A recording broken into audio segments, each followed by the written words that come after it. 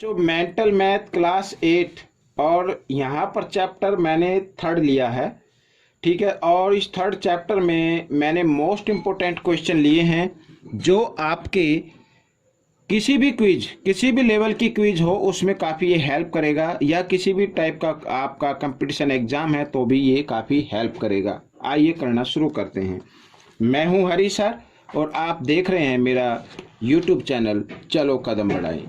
तो बच्चों, यहाँ पर जो बच्चे हिंदी मीडियम में पढ़ते हैं उनके लिए अलग से चैनल है जिसका नाम है मैथ्स विद हरी सर, उसको भी आप ज्वाइन कर सकते हैं। आइए करना शुरू करते हैं। देखिए फर्स्ट क्वेश्चन क्या कहता है, What is the maximum number of obtuse angle that a quadrilateral can have?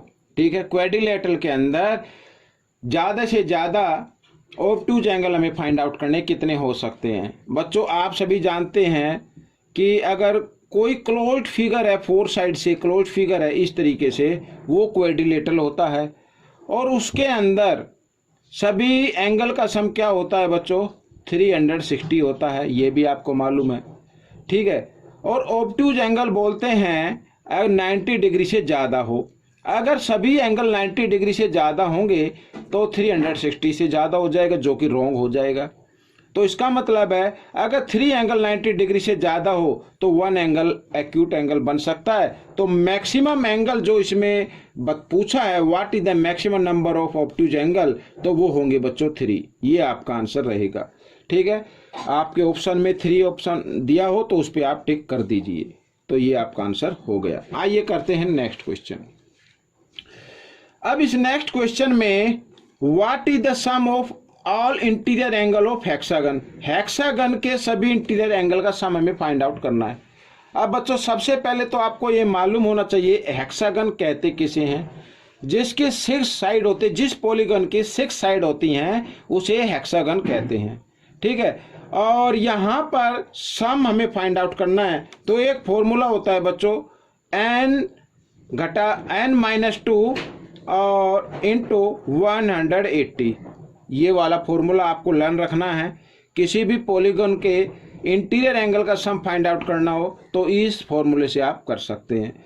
अब क्योंकि हेक्सागन में 6 साइड होती है तो 6 - 2 यहाँ पर लिखेंगे और इंटू 180। 6 में से 2 माइनस किया 4 और इंटू 180 डिग्री, तो 18 4 जा होता है बच्चों 72, और यहाँ पर 0 है तो 0 लगा दीजिए। तो हेक्सागन के जो भी इंटीरियर एंगल हैं, ठीक है, उनका सम क्या होगा, 720 होगा। तो बच्चों ये क्वेश्चन भी आपका सोल्व हो गया है। आइए करते हैं नेक्स्ट क्वेश्चन। अब इस नेक्स्ट क्वेश्चन में रीड कर लेते हैं। If 2 adjacent angle of a parallelogram are 5x - 5 degree and 10x + 35 degree, then find the ratio of these angle. Angle का रेशो फाइंड आउट करना है। और बच्चों एक चीज और याद रखनी है, adjacent angle of parallelogram the sum of, यहाँ पर एडजेसेंट एंगल बोलते हैं इस तरीके से, अगर कोई भी पैरेललोग्राम है इस तरीके से, अगर उनकी वन साइड कॉमन होती है और ये एंगल और ये एंगल, इस टाइप से एडजेसेंट एंगल बनते हैं। चाहे आप इसको मान लीजिए, इस साइड को कॉमन ले लीजिए तो ये दोनों एंगल हो जाएंगे। ठीक है, तो इन दोनों एंगल का सम पैरेललोग्राम के अंदर बता रहा हूँ सिर्फ मैं, तो पैरेललोग्राम में अगर एडजेसेंट एंगल गिवन है तो उनका सम क्या होता है, 180 होता है बच्चों यहाँ पर। ठीक है, मान लो यहाँ पर ये ABCD एक पैरेललोग्राम है, तो यहाँ पर angle C plus angle D दोनों का सम क्या होगा, 180 डिग्री होगा। वही चीज़ हमें इसमें रखनी है। तो 5x - 5 + 10x + 35, यहाँ पर डिग्री का साइन आप चाहे तो लगा सकते हैं। इन दोनों का सम क्या होगा, 180 डिग्री होगा। आइए x को, वेरिएबल को अलग ऐड कर लीजिए, 10 और 5 15x, और यहाँ पर ये 35 प्लस है और 5 माइनस है, तो 35 में से 5 माइनस कर देंगे तो प्लस 30 डिग्री आ जाएगा। प्लस इसलिए आएगा क्योंकि बड़े नंबर के सामने प्लस का साइन है। ठीक है, इक्वल 180 डिग्री यहाँ पर ही लगा लेते हैं। इस 30 को आपको लेके आना है इस साइड में, माइनस का हो जाएगा, और 15 को लेके आना है इस साइड में, ये मल्टीप्लाई की फॉर्म में आ जाएगा। आइए, तो बच्चों यहाँ पर 180 डिग्री - 30 डिग्री, और इधर ये 15 डिवाइड के फॉर्म में आ गया, और माइनस किया तो 150 डिग्री, और यहाँ पर 15 ठीक है। 15 से अगर इसको हम क्या करते हैं, डिवाइड करते हैं, तो आ गया बच्चों 10 डिग्री। तो x की वैल्यू आ गई 10 डिग्री। अब यहाँ पर एंगल फाइंड आउट करते हैं। तो यहाँ पर देखिए 5x माइनस 5 है, तो 5x की जगह x की वैल्यू और माइनस 5, 10 5 जा 50 और माइनस 5 45 आ गया बच्चों, 45 डिग्री। ठीक है, पहले बोर्ड मास के रूल के अकॉर्डिंग पहले मल्टीप्लाई करना है, बाद में माइनस करना है। एक तो एंगल ये आ गया। सेकंड है यहाँ पर 10x, x की जगह x की वैल्यू 10 और प्लस 35। ठीक है, 10 जा कितना होता है 100 प्लस 35, तो 135 आ गया। अब हमें रेशो फाइंड आउट करना, तो इसको रेशो में लिख लीजिए यहाँ पर इस तरीके से, ऐसे। तो 45 1 जा 45, 45 3 जा, तो 1:3 आ जाएगा बच्चों यहाँ पर। ठीक है, तो ये आपका आंसर बन गया। आइए करना शुरू करते हैं। क्वेश्चन नंबर 4 क्या कहता है ये देखो, the angle of a quadrilateral are in the ratio 1:2:3:4, find the difference between, difference find out करना है between the smallest and the largest, smallest और लार्जेस्ट एंगल का जो डिफरेंस होगा वो फाइंड आउट करना है। तो बच्चों अब आप अभी तक आपको पता चल चुका होगा कि सम ऑफ क्वाड्रिलेटरल, ठीक है, the sum of 4 angles of quadrilateral is equal to 360। तो शॉर्ट तरीके से करते हैं, ये 360 को आपको डिवाइड कर देना सम ऑफ रेशो से। ये सम कर लीजिए, 4 + 3 7 और 2 9, 9 और 1 10, 10 से इसको कर देते हैं, यहाँ पर आ गया 36। ठीक है, अब स्मॉलेस्ट एंगल कौन सा होगा, एस से स्मॉलेस्ट, यहाँ पर स्मॉलेस्ट एंगल जो स्मॉल रेशो है वो होगा।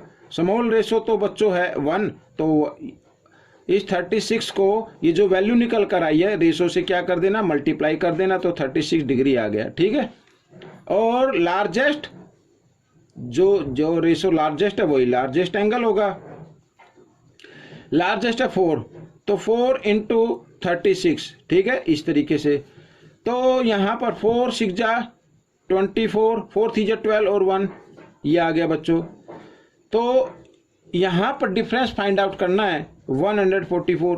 तो हम क्या करेंगे, 144 में से 36 को माइनस कर दीजिए, डिफरेंस आ जाएगा। 4 में से तो 6 माइनस नहीं होंगे, यहाँ से बोरो लिया 14 में 6 माइनस किया 8।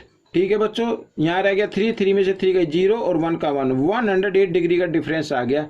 क्वेश्चन नंबर 5 क्या कहता है देख लेते हैं। यहाँ पर देखो क्या कहता है ये question, if PQRS is a parallelogram then find angle Q minus angle S। ये हमें फाइंड आउट करना है कि PQRS एक पैलोग्राम है। ये यहाँ पर मैंने एक पैलोग्राम बना भी दिया है ताकि आप सबको अच्छे से समझ में आ जाए। तो हमें बताना है कि एंगल Q और माइनस एंगल S ये इक्वल होगा, किसके इक्वल होगा। अब बच्चों आप सभी जानते हैं the opposite angle of parallelogram are equal, opposite angle of parallelogram are equal, चाहे Q S के इक्वल ये अपोजिट हो, चाहे P और R के अपोजिट हो। तो P इक्वल होगा R के और इधर Q इक्वल होगा S के, ये तो आप सभी जानते हैं। तो एग्जाम में ज़रूरी नहीं है कि Q माइनस S पूछा जाए, तो ये भी पूछा जा सकता है, एंगल P माइनस R ये भी पूछा जा सकता है। तो आपको सिर्फ एक बात याद रहनी चाहिए, opposite angles of parallelogram are equal होते हैं। अब मैं मान लेता हूँ, मान लीजिए कोई इक्वल चीज़ होती है, अगर उन दोनों को माइनस करें, इक्वल को माइनस कर दे, तो आंसर क्या आता है, 0 आता है। या आप माइंड में एज्यूम कर सकते हैं, मान लीजिए ये 110 डिग्री का है, तो इसके अपोजिट एंगल भी क्या होगा, 110 डिग्री का होगा। दोनों को माइनस करेंगे तो क्या आएगा, 0 डिग्री आएगा। या आप इन दोनों को एज्यूम कर सकते हैं, मान लीजिए यहाँ पर ये 70 डिग्री है, तो ये भी 70 डिग्री का होगा, और दोनों को माइनस करें तो क्या आएगा, 0 आएगा। तो angle Q minus angle S की वैल्यू क्या होगी, 0 होगी। ये आपका आंसर हो गया। आइए करते हैं नेक्स्ट क्वेश्चन। अब नेक्स्ट क्वेश्चन में देखो क्या कहता है, what is the number of sides of a regular polygon whose exterior angle measure 72 degree. तो बच्चों यहाँ पर एक चीज़ आपको याद रखनी है, कोई भी पॉलीगॉन हो, चाहे वो रेगुलर हो या इरेगुलर हो, कोई भी पॉलीगॉन हो, चाहे वो ट्रायंगल हो, क्वाड्रिलेटरल, पेंटागन, हेक्सागन, कोई भी हो, उनके जितने भी एक्सटीरियर एंगल होंगे उन सब का सम 360 डिग्री होता है। ठीक है, चाहे वो पेंटागन हो, पेंटागन के में 5 एक्सटीरियर एंगल होते हैं, तो 5 एक्सटीरियर एंगल का सम क्या होगा, 360 डिग्री होगा। हेक्सागन में 6 होंगे, तो जो भी 6 एक्सटीरियर एंगल होंगे उनका सम कितना होगा, 360 डिग्री होगा। तो यहाँ पर ये चीज़ याद रखनी है, ठीक है, the sum of exterior angle of any polygon is equal 360 degree, ये याद रखना है आपको। तो हमें फाइंड जो करना है वो करना है नंबर ऑफ साइड्स। तो यहाँ पर मैं लिख लेता हूँ नंबर ऑफ साइड्स। तो यहाँ पर सम आएगा बच्चों, सम ऑफ एक्सटीरियर एंगल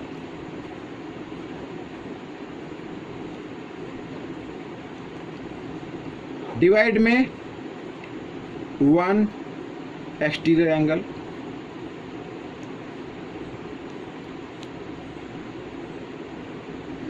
तो यहाँ पर सम कोई भी है, सम तो आपको मालूम ही हो गया 360 डिग्री होता है।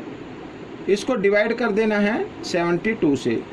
72 की जब टेबल लेंगे तो ये 5 पे डिवाइड हो जाएगा, तो इसका मतलब नंबर ऑफ साइड कितनी होगी, 5 होगी। और 5 साइड वाला क्या होता है, पेंटागन होता है। आइए करते हैं नेक्स्ट क्वेश्चन। यहाँ पर भी मैंने एक फिगर बना दी है और फिगर से आपको मालूम हो गया होगा कि एक काइट है। देखो क्या कहता है, if only one diagonal of a quadrilateral bisect the other then which type of quadrilateral is it. तो वो किस टाइप का क्वाड्रिलेटरल होगा। मान लीजिए ये बी डी एक जो लिखा ना वन डायगोनल, बी डी एक डायगोनल है, जो अदर डायगोनल है ए सी, जो ए सी को क्या कर देता है, बाइसेक्ट कर देता है। यानी यहाँ पर ओ मान ले तो ए ओ बराबर होगा ओ सी, लेकिन बी ओ बराबर ओ डी नहीं होगा, बी ओ बराबर नहीं होगा ओ डी के।